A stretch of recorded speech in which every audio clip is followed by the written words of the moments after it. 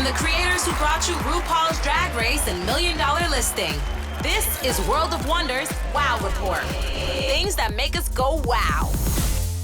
Hello everyone, welcome to another scintillating edition of the Wow Report, where we count down the top 10 things of the week that made us go wow. And that is James St. James, my long esteemed colleague, veteran author, celebutante of yesteryear and today, etc., etc., etc. And filling in for Tom Campbell, Blake. It's me. And I'm Fenton Bailey, co-founder of World of Wonder. Let's start our countdown at number 10.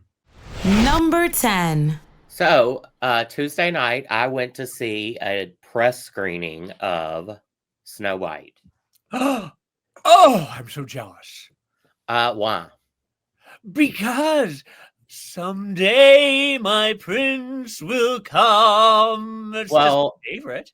You know how I feel about musicals, and Oh God, you hated it. You hated it. You hated it. Oh, if you hate musicals. I didn't know this was a musical. You didn't know Snow White was a musical. Hi ho, it's off to work we go. Well, there are two songs in it. Hi ho, it's off to work we go, and then the whistle song, which I got mixed up together because a few years ago the Yin Yang The whistle Twins. song is by Frankie Knuckles. It was a house music song in 1994. Well, I think there's another whistle. There's several whistle while you work. Do do do do do do do. Exactly. Is that that? Yeah. Okay. Whistle while you work, and then there's the other That's one. Cinderella, isn't it? I know you get That's them the all seven confused. dwarves. I mean, seven little people. Yeah, the seven dwarves are Snow White. Okay, well, when they whistle to work, regardless, there are songs in it, right? Yes. Exactly. But Rachel Zegler is supposed to be a powerhouse performance for the ages. She was good. She was a really good singer, and she acted well. You mentioned that people were upset about the costume she's in. Yeah. I did think it was a little frumpy. Is it a thumbs up or a thumbs down? Because there's been so much controversy about it. Take yourself out of it and pretend that you like musicals and give us what you think then. I didn't hate it. So there you go. I'm so glad Disney has worked so hard for you. Oh my God. You didn't hate it. It was okay, but like, I don't know. We're going to put that on the posters. Blake didn't hate it.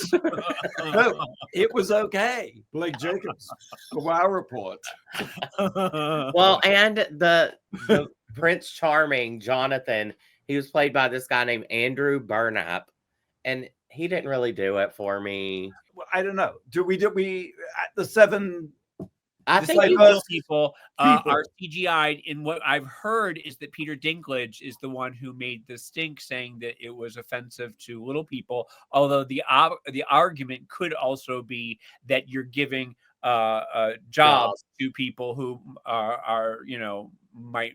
Well, there was another little person that came out against Peter Dinklage saying, because Peter Dinklage was like, it's all little people that live in a cave, and he's like, actually they live in a really nice cottage in the woods.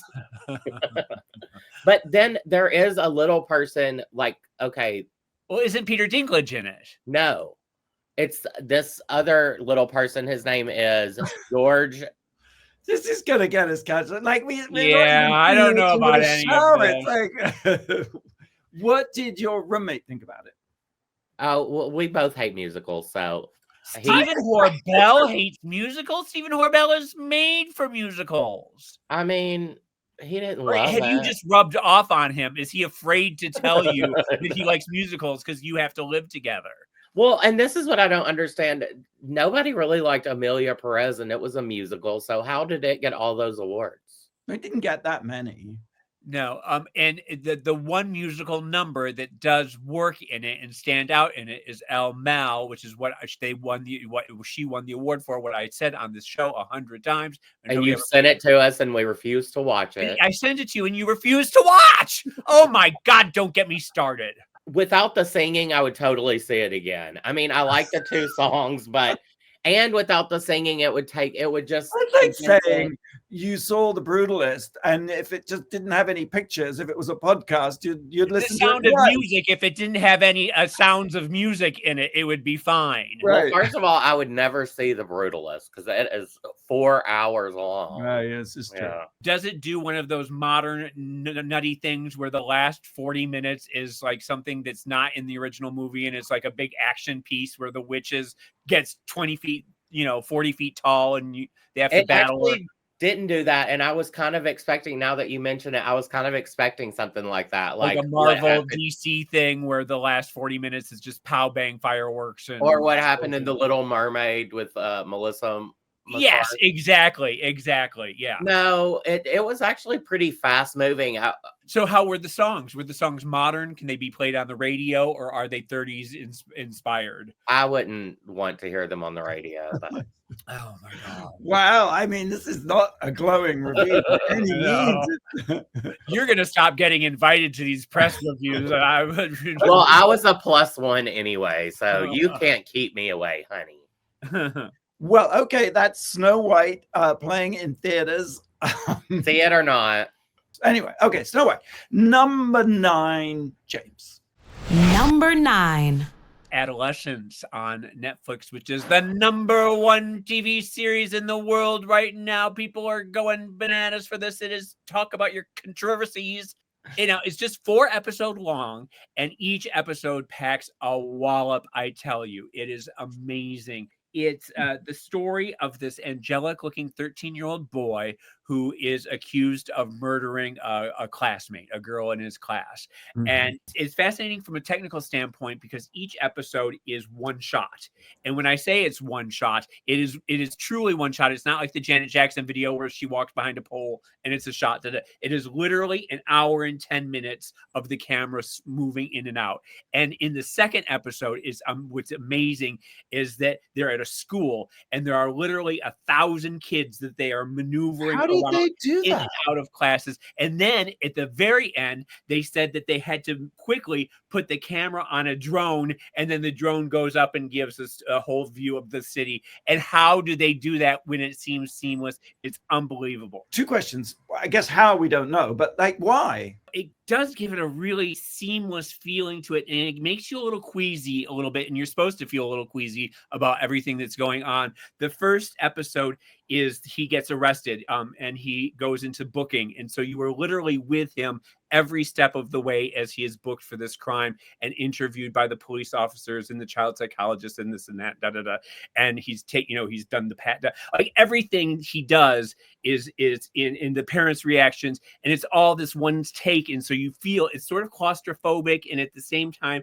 it opens. It's just crazy. Anyway, the third episode, this kid Owen Cooper, and this is the first time he's ever acted, and the third episode was the first thing that he ever filmed, and it is what it is not only is it about this murder, but it's actually the broader theme is that it's about how this generation of young boys and teenagers are being red-pilled by this, they're being radicalized by these Nick Fuentes, the Tate brothers, people like, Connor O'Brien, where they're being taught misogyny, they're being taught xenophobia, they're being taught, homophobia and transphobia and all these things that are just happening to these kids today because of this radical community online that, and not to mention the porn and everything like that, where they're just learning all these, how to be hateful people. So the third episode is just the kid and the child psychologist in a room. And it's an hour and 10 minutes of them back and forth. And he goes from being this sweet, sweet kid who's just terrified to being mean, to yelling, to being violent, to just to being intimidating. He's in her face, and then 2 minutes later he's sort of laughing at her, and you see that the kid is absolutely psychotic. He is just, he is literally one of the scariest people you will ever meet, and he's only 13 years old, and he looks like an angel, and that's sort of what makes him even scarier. And that's the episode that will get all the Emmys because it's just crazy. I mean, it's just unbelievable the transformation that he goes through from start to finish. And then the fourth episode is just the fallout with the parents and the family that's left behind. And when I tell you that I was ugly crying about at the last scene, I was ugly crying. I cried for an hour and a half afterwards. I was just sobbing. It is so powerful. I don't know why it affected me the way that it did, but there's just something about the father, and he breaks down and he's crying, and it's just, oh my God. So it's harrowing. It's upsetting. My sister has a psychotic son, and I told her, you are not allowed to watch this. You will have PTSD. I'm such a wuss. I could never watch ER. I couldn't watch Euphoria. I'm pretty sure I can't watch this. There's no violence in it. There's no, you don't actually see anything. I know, but I don't want to feel anything. What is happening to our children? What is happening to the boys in the world today? Why is that? It's because of people like Andrew Tate. But why? Why is that? Because of Trump. Trump has allowed the hate to be normalized and the bullying to be normalized. And so it has given rise to people like Andrew Tate and Nick Fuentes and these people who have 100 million followers out there. And they are teenage boys who are learning that you got to, the thing that's 80% of women only like 20% of the men. And you're an incel, and just this culture of like making fun of people because and just they're being taught that they have to take women, and they have to, it's like something out of like the 1930s or 40s. It's just very bizarre. It's very bizarre how quickly the world has reverted to that type of misogynistic thinking. Yeah, it's profoundly ugly. All right, well, that's Adolescence on Netflix, right? Yes. Number 8. Number 8. I read an article the other day. Feature story in The Atlantic. I've subscribed to The Atlantic recently. I love it. And this is an article. It's called Growing Up Murdoch. And it is all about James Murdoch, the youngest son in the clan. Not Murdoch's youngest child, but the youngest son from the original starter family, if you will. He's the Kieran Culkin of the Succession. There you go. And of course, there are a lot of parallels with Succession, but the thing about James Murdoch is that he has never really given many interviews in the past. He's kept a very low profile. And this writer, Mackay Coppins, reached out to him because in December, the verdict was revealed in Rupert Murdoch's attempt to change the family trust. Now, he had set up the family trust, Rupert Murdoch, that his empire would be shared equally between his 4 primary children, Prudence, Elizabeth, Lachlan, and James. Then Murdoch changed his mind, and he wanted to change his will so that only Lachlan would inherit the Fox empire. Now, Lachlan is in simpatico with his right-wing philosophy. Exactly. Yes. Exactly. Okay.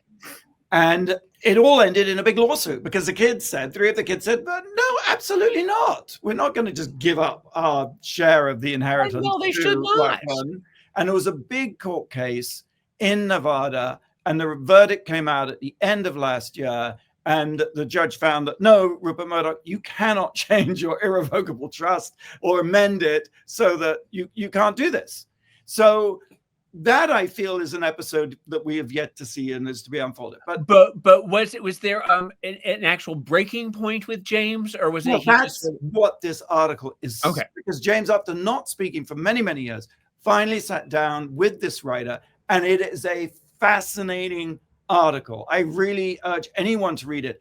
And even though there are these comparisons with Succession, that's really in some ways very superficial. And you realize that actually the story of Succession has been perfectly crafted for a TV drama, but that is not the real story. And I was reading part of it, and you sent it to me, and I was reading it. It is a very long article. It is a long article. It's a book.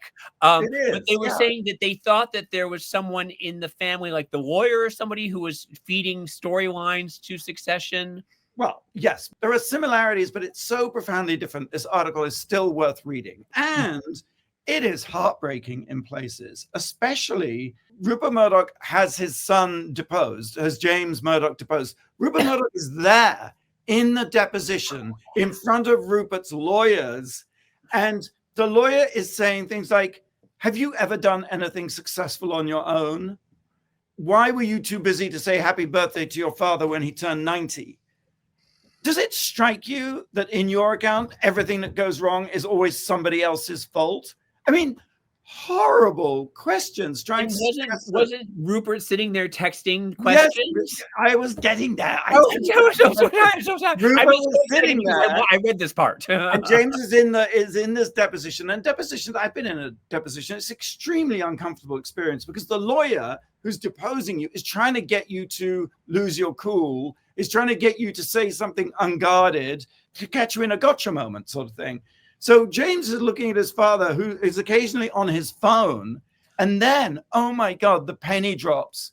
Rupert is texting his lawyer the questions to ask his son. Yes, exactly. In terms of dynastic dysfunction. Why didn't he say happy birthday to me on my 90th birthday? You can just hear it. Exactly. Oh. And then this court case blows up. And at one point in court, Rupert Murdoch's lawyer says to James, the success of Fox News derived from its willingness to pander to its viewers. This is Rupert Murdoch's lawyer interrogating James Murdoch. Fox News willing to pander to its viewers, sometimes at the expense of basic journalistic standards. But of course, no Fox viewer is ever going to read this article in the Atlantic, so they'll never know. And isn't it true that Fox is the top cable news outlet because it respects its audience and gives them what they want? And then, are you aware that Fox News lost a significant part of its audience when it called for Joe Biden in Arizona in 2020? And James said that, yes, he was aware. And then the lawyer said, and you know that Fox won back most of that audience through its election denial coverage. Isn't that right? So what am I saying? Blatantly owning the fact that they lied, broke any kind of journalistic standard, promoted a myth of a story, a false story about the election, and using that to punish James Murdoch, calling him kind of like a traitor because he wouldn't go along with this kind of abandonment of journalistic standards. It's jaw-dropping. When Rupert dies, the Murdoch empire is controlled by the four of them: Prudence, Elizabeth, Lachlan, and James. So that sort of sounds like 1/4 of it might be okay, and then 3/4 are going to be the same. Yeah, there's going to be another mother of all fights. I mean, in a way, the story is not over, but it's an interesting story because you realize that the Murdoch empire has been responsible for so many historic events. Reagan, Thatcher, breaking the print unions in the UK, the phone bugging scandal in the UK. I mean, Brexit. Yes, Brexit. How could I? And of course, Trump won and Trump too.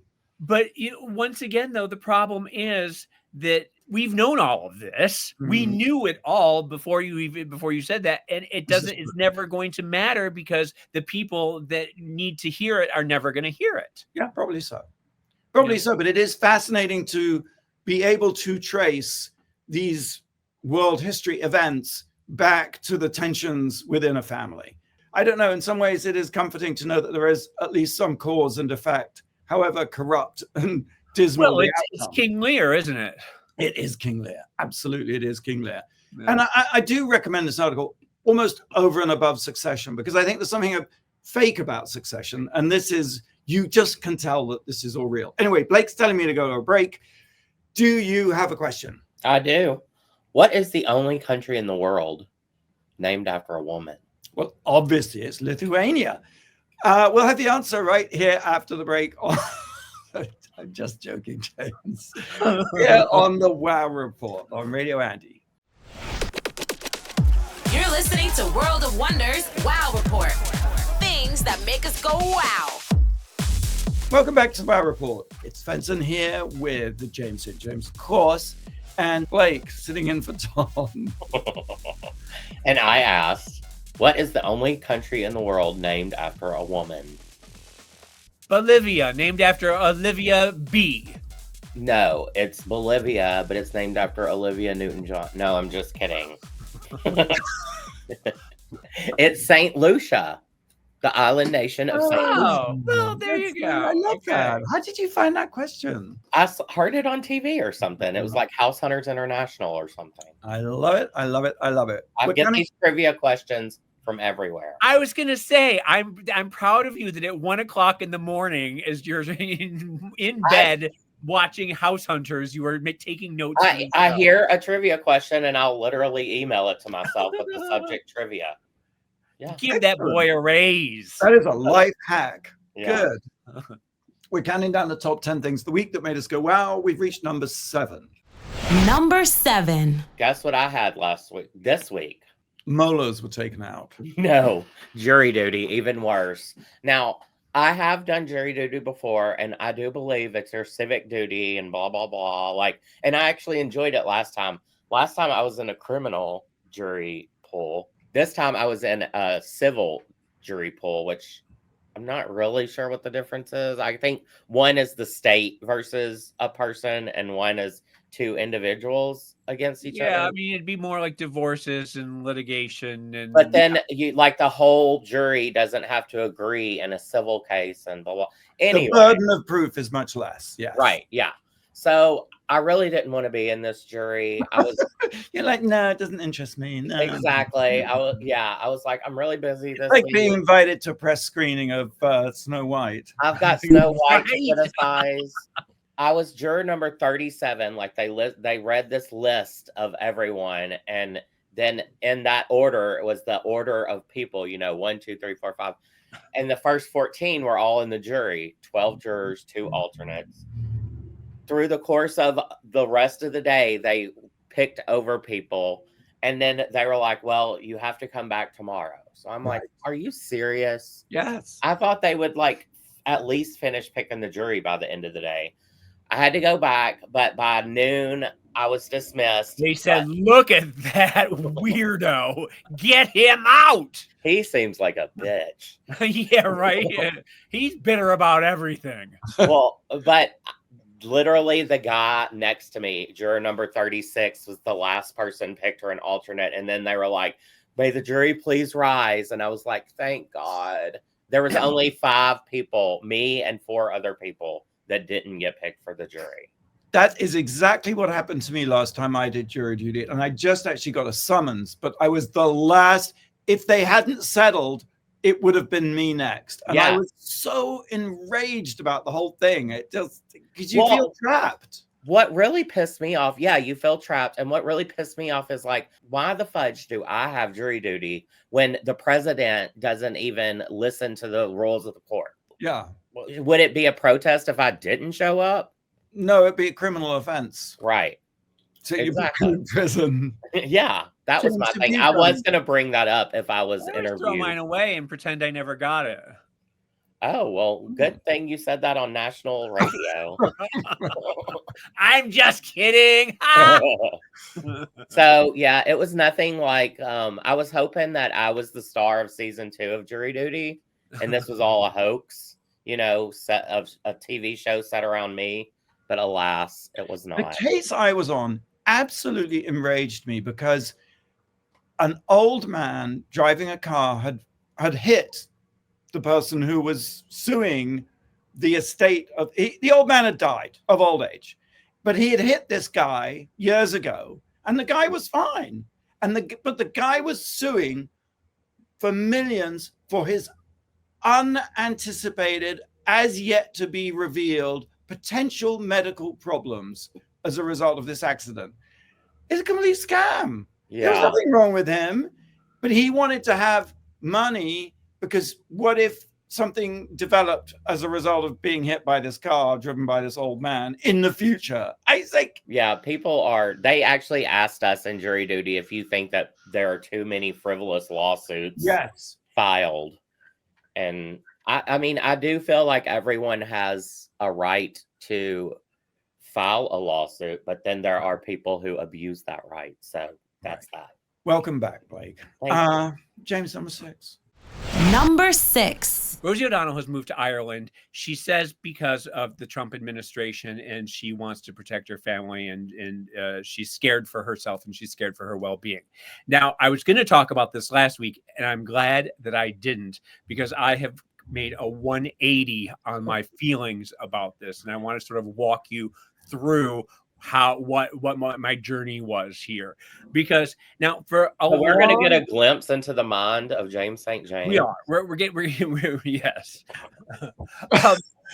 For a long time, Rosie O'Donnell was in the closet for most of her career, and she had a crush on Tom Cruise.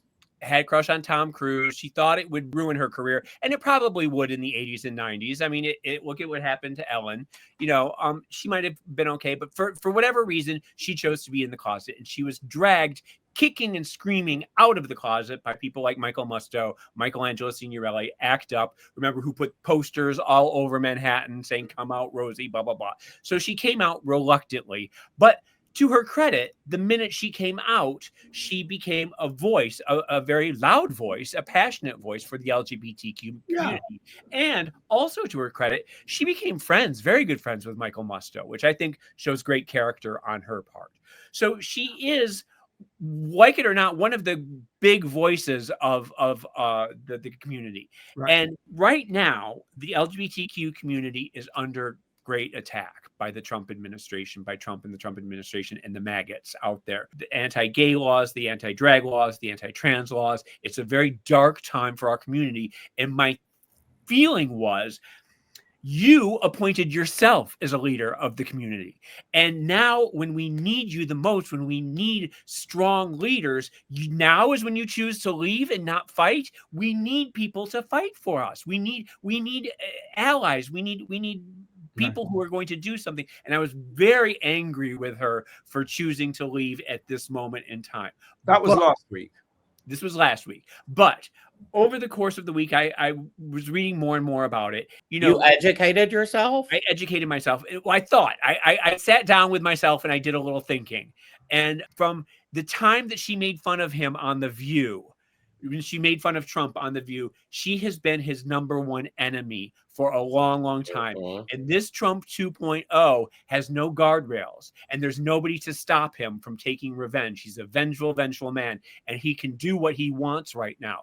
And she has a 12-year-old child, possibly with special needs. I'm not quite sure on that, but I've heard that she has a child with special needs.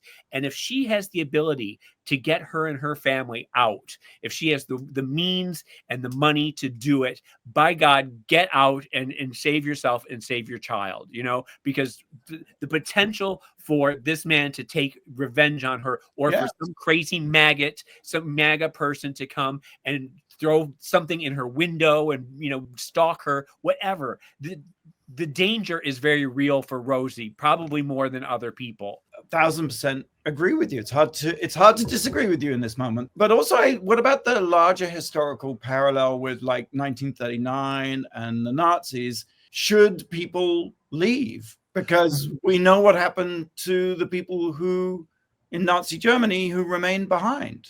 And if I had the wherewithal, I would want to leave. If I had the means, I would want to get out and do this radio show from, St. Lucia, if I could.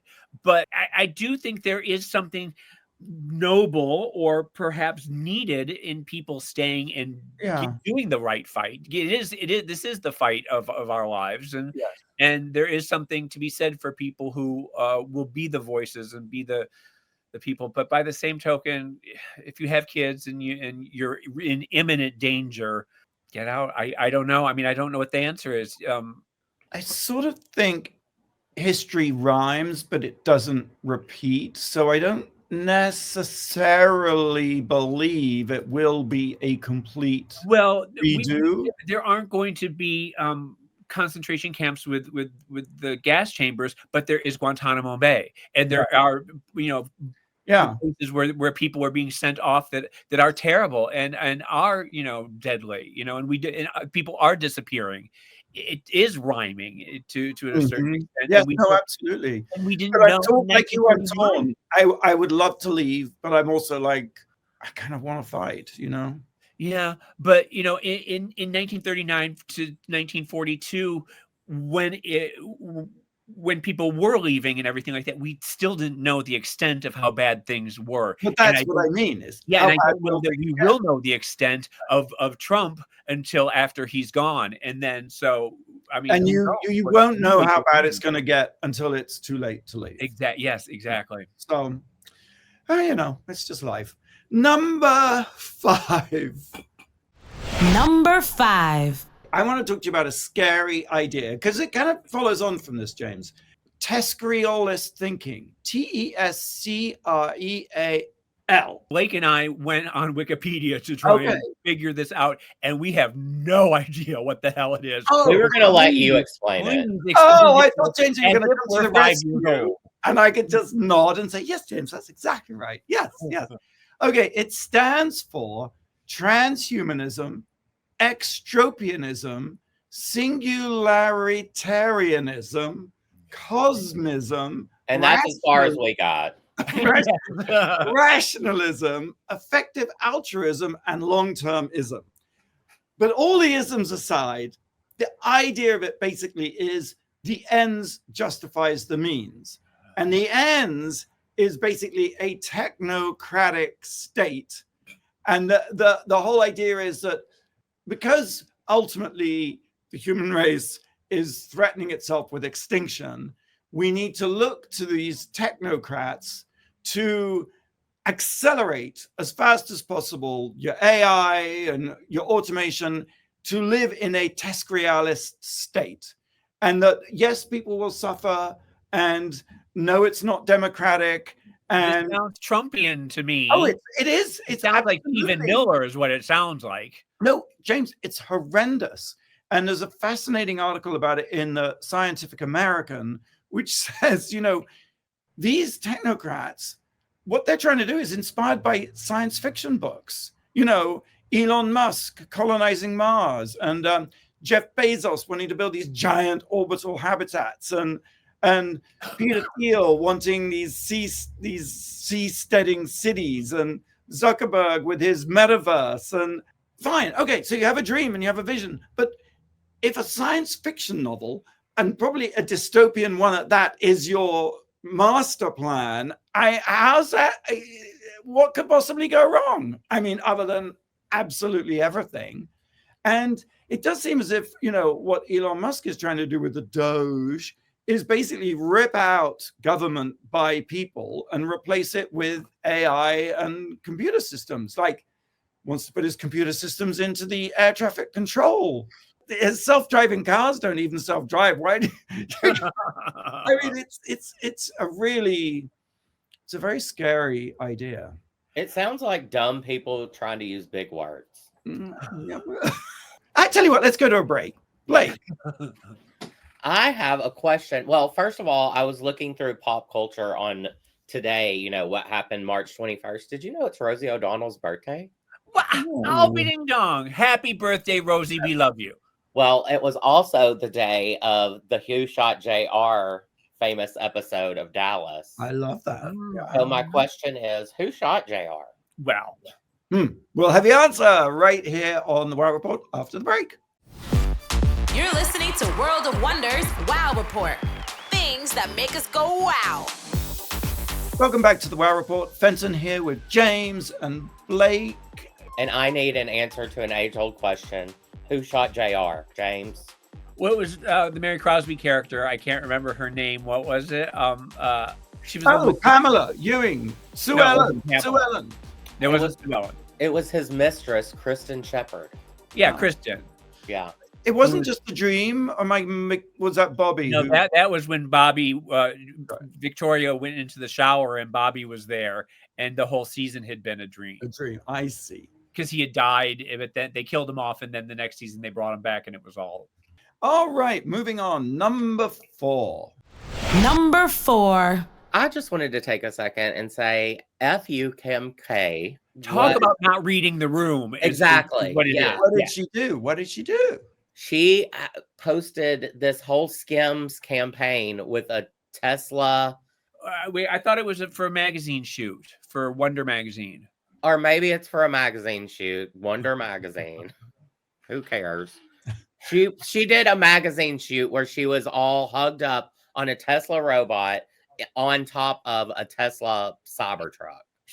And during this period where the Tesla stock is plummeting faster than you can say Jackrabbit, and when Elon Musk is taking, Doge to terrifying new heights, and everyone is setting fire to Teslas in the world, why on earth is she choosing this moment to embrace the Tesla brand and not just it was casually in the shot? She is literally promoting Tesla in this photo shoot, and not only her, Do you but think she's so out of touch? well, you got to think so, because her husband is running around screaming Nazi, Nazi, Nazi, so wearing swastikas and selling swastika t-shirts. How did she not know that about him? Her daughter was used in a pro P. Diddy song. Well, to her defense, she was mad about that. And I did see that she rushed over to pick North up after she heard that the Tate brothers were on their way. That Andrew Tate was coming over to the house. But maybe she's pivoting to a pro-Trump stance. She is pivoting to a pro-Trump stance, and we know that because, remember, she visited Trump several times during his first administration to try and get people to try. And she's BFF with Ivanka. She's BFF with Ivanka. It's true.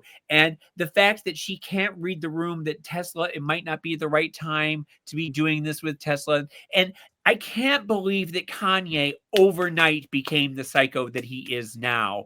And she must have known, and why she lets her children still be around this guy who is hanging out with Andrew Tate and talking about how he's the white Hitler, or he's the black Hitler, and he's a Nazi and this and that. I mean, but when you say can't read the room, I'm wondering if she is reading the room. And she's making her pivot. You're absolutely right.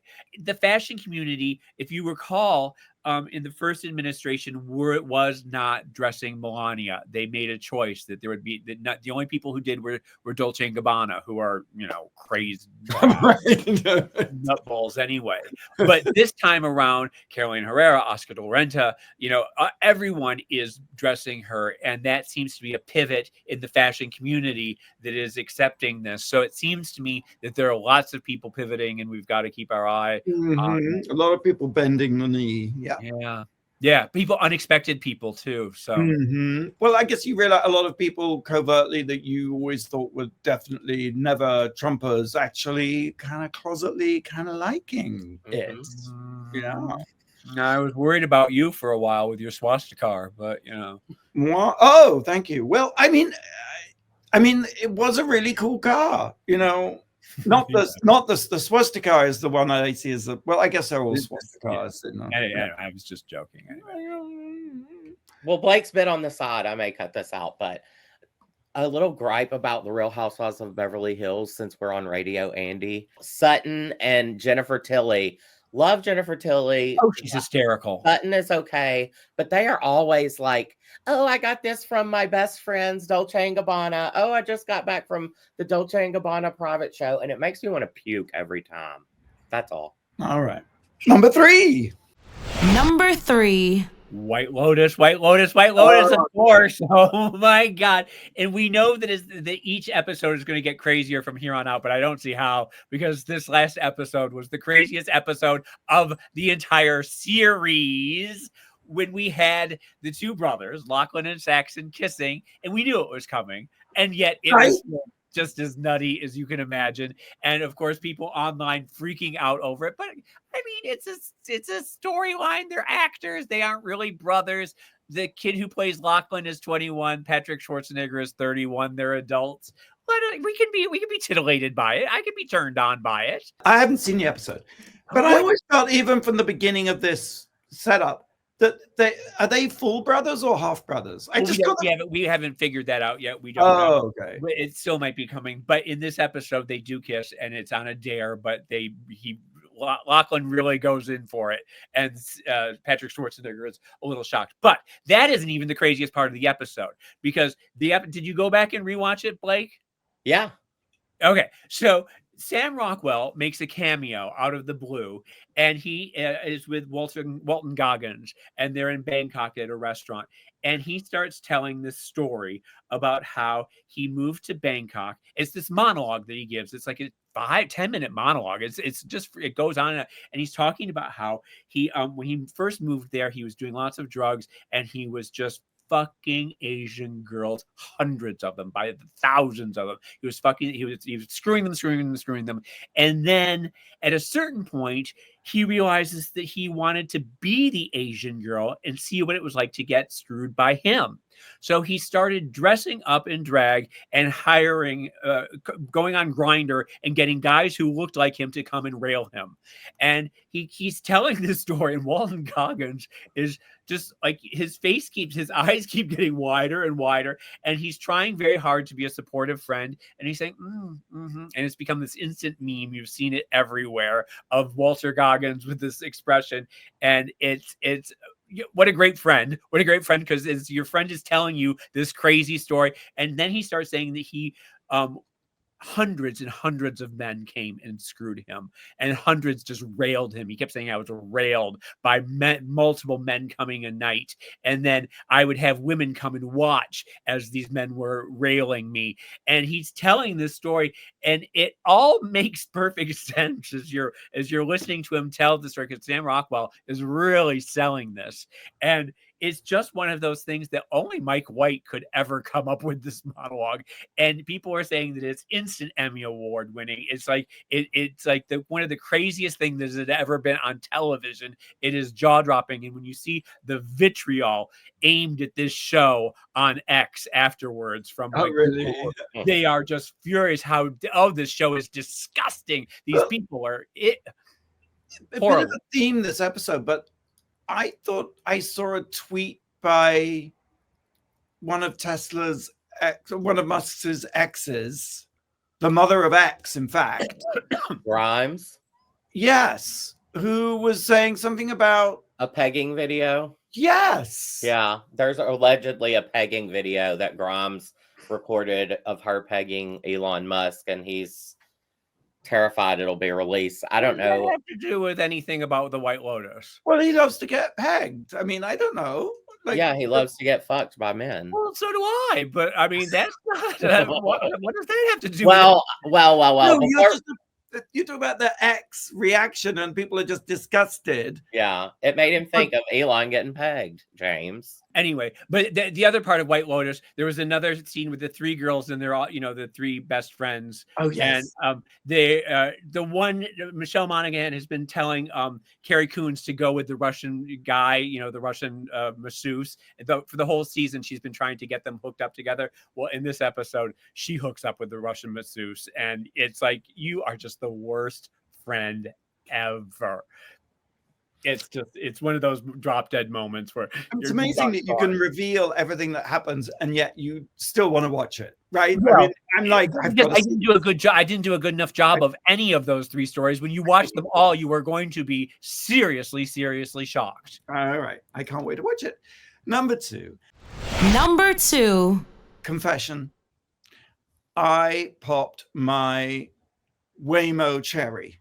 Oh, good. Yeah. I was in Phoenix shooting, and I had to get to the airport. And I was like, I'm going to get in a Waymo because they're everywhere in Phoenix. They're everywhere in LA, and I think San Francisco. I think those. Do you download the app and stuff? I have downloaded the app, signed up. It's very easy to do. It's not one of those endless, things. And it was so exciting. Came right to me. Yeah. What's the price difference between that and an Uber? Oh, I don't know. That's a good question. I think they're about the same, and maybe Waymo might be a bit more. But it was, for me, it was like a 25-minute ride from Phoenix to the airport, and it was $25. Oh, okay. That's not bad. Yeah. And it's kind of nice. I mean, well, you don't have to make small talk with someone that you don't want to. Right. And it is a little bit of a thrill sitting in the back as you enter an intersection to turn left, and then the wheel goes and there's cars coming at you. It's just kind of cool. Did you feel safe or were you nervous? I felt completely safe. Good. Yeah. And so this can become the new normal for you easily? Well, what I was just thinking how nice it would be to have a Waymo at home and Oh. just be like, oh, we're going, you know, like. Well, actually, what they say, though, is that personal car ownership is going to go away and it's all just going to be, it will all just be Waymos, but you'll never get the same one twice, you know? And I could see that. And I think that would be a good thing, really. I think so, I too. really do. And no shade to Randy, but funnily enough, I had just been in a car with Randy hates my driving. And Well, I do too. I can say that he's not alone in that. okay. So I drove in the morning, and then Randy was like, I'm not letting you drive the car anymore. I'm going to drive. I swear to God, he almost killed me 3 times while driving at the speed of a granny. I mean, like, and so when I got into this Waymo, and he was like, oh, I would be careful. Oh, I'm worried about you. Oh, make sure you put on your seatbelt. I mean, it was safety incarnate, and they don't hang around. They really go. Yeah. I'll have to try one. Yeah, I have the app, and I just haven't had a reason to. But right, it's kind of fun. I mean, I guess the only limitation, and this is probably why they work so well, is that they only cover a certain area of these particular cities. So you can't get in one and go out of town, or you know. And the ones that I've tried, because I looked into it actually last time I went to the airport, and you can't take it to LAX yet. Right. I bet it'll take you to that you station. Tell me that if I wanted to go take one to El Segundo, and El Segundo is not part of their track or their map area, that I can't take it. It has to be in just Hollywood or Beverly Hills. Yeah. It's pretty easy to look up the area that they cover, though. Okay. Yeah. And what happens if you are drunk and you throw up, or, you know, like how Uber drivers will sometimes turn people away or something like that? They don't have that ability, do they? No, because it pulls up, and then when a certain as it's close to you, then a little thing pops up on your screen that you can unlock the car to get in. You know, and I put my case in the trunk, and I got in, and I closed the door, and I put on my seatbelt. It was really awesome. Really awesome. Oh, I'm excited. One more break, and then when we come back, the number one thing this week that made us go, wow. You're listening to World of Wonders Wow Report. Things that make us go wow. Welcome back. Fenton here with James and Blake. Tom is on secret assignment today. We've reached number one. Number one. I was glued to the television on Wednesday afternoon when the splashdown happened with the astronaut and cosmonaut who had been up in the space station for 9 months, and we didn't know what kind of physically how they would deal with coming back, blah, blah, blah. But it was a beautiful splashdown. I don't know if you got a chance to watch it, Fenton. It was spectacular to see. It was in the calm sea, and then immediately the pod was the capsule was surrounded by a pod of dolphins who were leaping out of the water all around it, and it looked to me like AI. I don't believe it for a second. I think Elon Musk did a whole AI thing because he's trying to get people to like him again.